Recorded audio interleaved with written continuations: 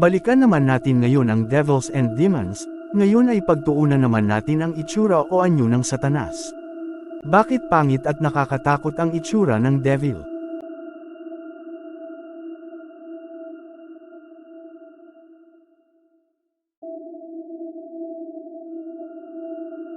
Ganun ba talaga? Pero salungat yan sa pinaniniwalaan mismo ng mga Christians. Tingnan natin sa kasulatan ang sinasabi sa pinaniniwalaan nila na tumutukoy sa Devil. Mababasa ito sa Ezekiel chapter 28, verse 12. Ang sabi diyan ay, perfect in beauty and in wisdom. Paglilinaw lang po, hindi naniniwala ang channel na ito na ang tinutukoy na King of Tyre sa talatang yan ay ang tinatawag ng mga Christians na Satan o Devil.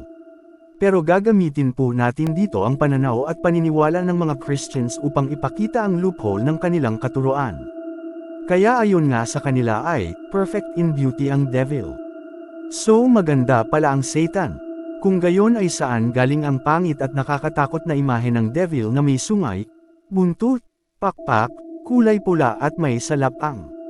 Nasabi nga ng isang subscriber natin ay tinidor daw.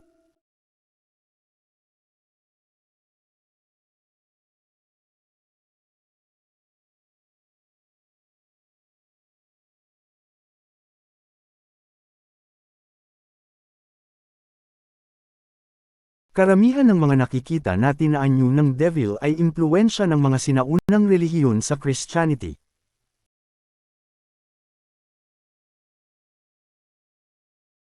Unahin natin si Lilith. Ang isa sa pinakaluma ay natagpuan sa ancient Babylonian texts tungkol sa wicked demon na nangangalang Lilith. Ito ay isang female demon na gumagala sa gabi upang akitin ang mga lalaki at saktan ang mga babae at mga bata.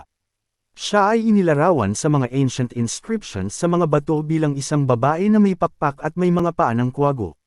Sa isang artifact na ito ay nasa pagitan siya ng mga kuwago. Kasama na rin ang ilang wild animals. Maaring hindi ito ang anyo niya. Maaaring may kapangyarihan siya na magpalit ng anyo gaya ng ibon o kuwago o hayop.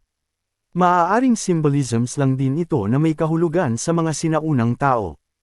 Ito ay katumbas ni Lilith sa Jewish tradition na sinasabing unang asawa ni Adam. Sa kalaunan ay naiugnay ito sa Devil ng mga Christians. May mga naniniwala din na siya ang tumukso kay Eva, dahil siya ang may malaking motibo na gawin ito bilang unang asawa ng Adam. Sa painting ni Michelangelo, si Lilith ay nadepict bilang isang half-woman at half-snake. Kung totoo ito, ay kabaliktaran sa paniniwala ng iba sa serpent seed doctrine na si Eva ay naanakan ng serpent, dahil dito ay ang serpent ang naanakan ni Adam. Dahil ayon nga sa Jewish belief, ay may unang asawa si Adam, na ina ng mga tinatawag sa Bible na Bnei Ha-Elohim, na natukso naman sa mga anak na babae ni Adam kay Eva. Ang tawag ng iba dyan ay succubus o incubus.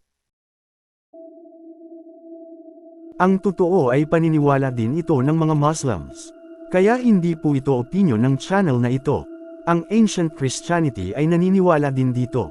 At ito ay pinatutunayan ng mga paintings lalo na mula sa Renaissance period.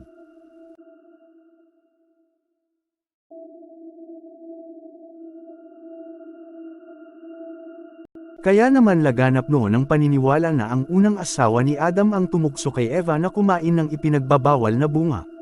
Kagaya ng painting na ito ni Raphael noong early 1500s. Muling ipinakita dito na ang anyo ng tempter ay babae na ahas. At marami pang sumunod dyan na mga obra.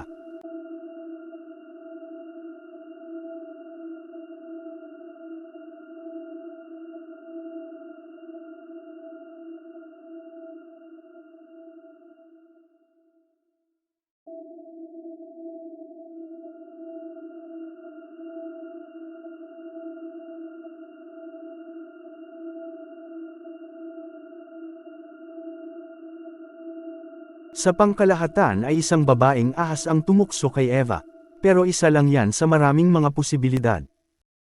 Sa ngayon, ang ipinapaliwanag natin ay isa ito sa pinakaluma na pinaggayahan kung bakit naging anyong monster o magkahalong hayop ang anyo ng Satanas. Dahil si Lilith ang sinaunang paniniwala ng mga tao tungkol sa Satan o kaaway. Siya din ang pinagmula ng mga imahinasyon ng tao na may anyong hayop. Pero maaari na ang tunay na anyo ni Lilith ay maganda at hindi mukhang halimaw. Ang sungay ng demonyo at anyong hayop ay nakuha mula sa Greek god na si Pan. Nang pumasok sa Romans ang Christianity ay naging larawan ng devil ang half-goat half-man na si Pan bilang simbolo ng kalaswaan at kasamaan. Doon nakuha ang sungay, kaya ang sungay ng devil sa mga paintings ay goat horns o sungay ng kambing. Meron din goat-like evil being sa Bible na katumbas ito. Yun ay ang Satyr, or Seir sa Hebrew. Ang plural form nito sa Hebrew ay Sairim. Sa Greek folklore, ang Satyr ay mga goat-like half-man na kinabibilangan ni Pan. Sa Bible context ay may mga nababanggit din ng mga anyong kambing na gaya nito na tinatawag na Seir o Sairim, kaya nang isalin ng Bible ay ginawang Satyr. Ang mga Sairim ay karaniwang inilalarawan na may kalaswaan at may kinalaman sa sex ang tema. Gaya ng mga natagpuan na mga rebulto nito na ibinibida ang pagkalalaki. Hindi na po natin ipapakita dito alang-alang sa mga bata pa na makakapanood. Mababasa yan sa Isaiah chapter 13, verse 21.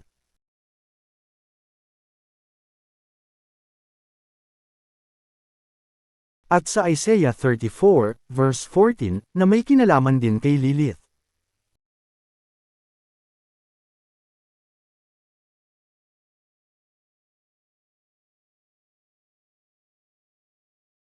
Ang Seir ayon sa pagsusuri ng mga biblical Hebrew scholars ay kapareho nga ng Satyr ng Greek folklore.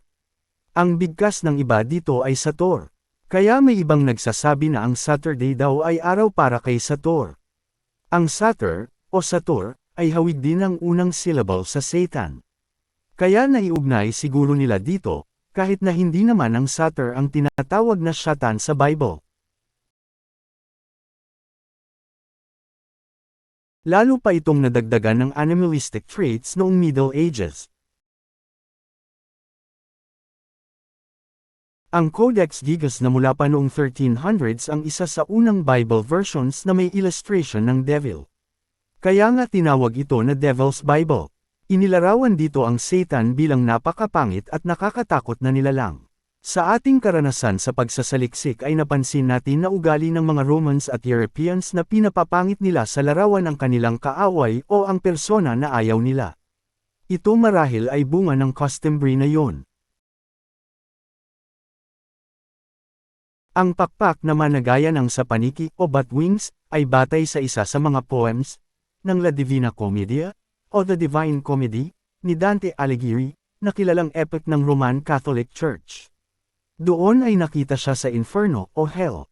Ito talaga ang malaking impluwensya o naging batayan sa itsura ng Satan. Narito naman ang depiction ni William Blake ng Satan ayon kay Dante Alighieri.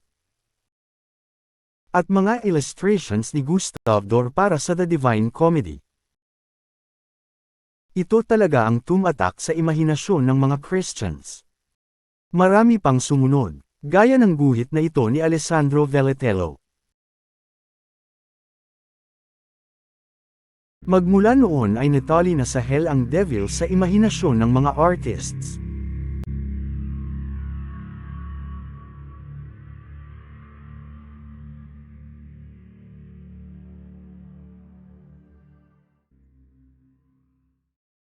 Sa pagtatapos ng Middle Ages, ang anyo ng devil ay naging malahayop na may sungay ng kambing, paa ng kambing, pakpak ng paniki, buntot ng dragon, mapula na gaya ng dragon, at may hawak na salapang o trident.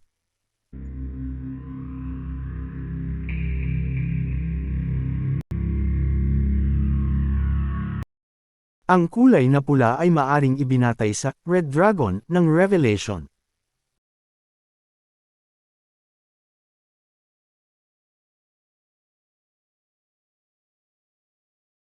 May mga nagsasabi na ang trident naman ay nakuha kay Poseidon o Neptune. Pero sa totoo lang ay maraming mga deities sa iba't ibang religions na may hawak na trident o fork at kadalasan ay simbolo ito ng kasamaan o evil. Anuman ang mga batayan nila at dahilan nila sa ganyang imahe ng devil ay malinaw na imahinasyon lang nila lahat yan. Kaya tingnan naman natin kung ano ba talaga ang sinasabi ng Biblia. Walang malinaw na sinasabi ang banal na kasulatan kung ano ang itsura ng Satan o ang tinatawag nila na devil. May mga paglalarawan sa ilang mga talata pero hindi rin tiyak talaga kung ang tinutukoy ba talaga ay ang devil na inaakala ng mga tao sa ngayon, lalo na ng mga Christians. Ang malinaw ay ang binanggit na Satan sa Biblia, ay kasama sa Council of Elohim sa kalangitan. Siya ay inatasan ng El Elyon upang subukan ang katapatan ng mga naglilingkod sa kanya sa lupa. Ibig sabihin, ang Satan ng Bible ay nasa ilalim ng paghahari ng Elohim. Ginagawa lang niya ang katungkulan niya. Sa totoo lang, ang konsepto ng Satan ng mga Christians ay wala sa Bible. Ang Elohim na ipinapakilala ng Bible ay makapangyarihan sa lahat at siya ang in control sa lahat, mabuti man o masama. Sa paglitaw ng Judaism at Christianity ay isinisi lahat ng kasamaan at sakuna sa isang demonyo na si Satanas. Tila gumawa sila ng scapegoat upang gawing all-loving ang Elohim. Kaya lang sa ginawa nila, ay ibinaba nila ang Elohim sa kalagayan na hindi makontrol ang kanyang mga nilikha. Hindi yan ang itinuturo ng Biblia. Ito din ang patunay na ang doctrine ng monotheism at Satan ay magkasalungat. Isa silang paradox. Dahil kung totoo na isa lang ang Elohim na makapangyarihan ay bakit mayroong Satan? Paano kung manalo ang kasamaan? Ibig sabihin ay walang katiyakan ang ating pag-asa. Ang pagsingit ng monotheism ng mga Jews, ay nagdulot lamang ng impresyon na tila may kahinaan ng Elohim o binawasan nila ang kapangyarihan ng Elohim, at inalis ang kanyang karangalan, na pinakamakapangyarihan at pinakamataas sa lahat ng Elohim. Kaya mali ang mga doktrina na ito. Ang doktrina ng monotheism at ang paniniwala ng mga tao ngayon sa Satan ay salungat sa Biblia at wala sa Biblia. Kahit ang sinasabi nila na perfect in beauty and in wisdom, ay hindi naman si Satan ang tinutukoy. Isa itong malaking pagkakamali, at wala siyang pakpak.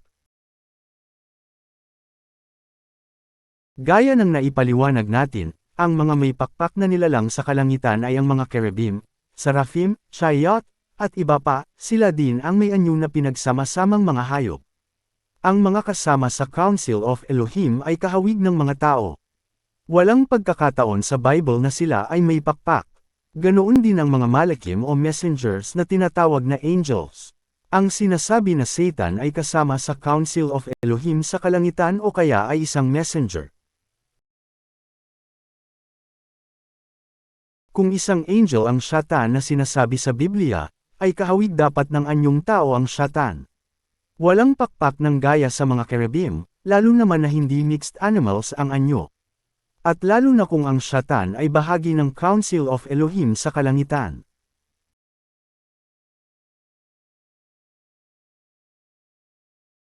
Sa totoo lang ay maraming Satan na tinutukoy ang Biblia. Hindi nga lang direktang sinasabi ang ilan. Kaya minsan ang akala mo na tungkol sa Satan na inaakala mo, pero iba naman pala ang tinutukoy. Mauunawaan po ninyo yan sa pagpapatuloy ng pag-aaral at pagtalakay na ito.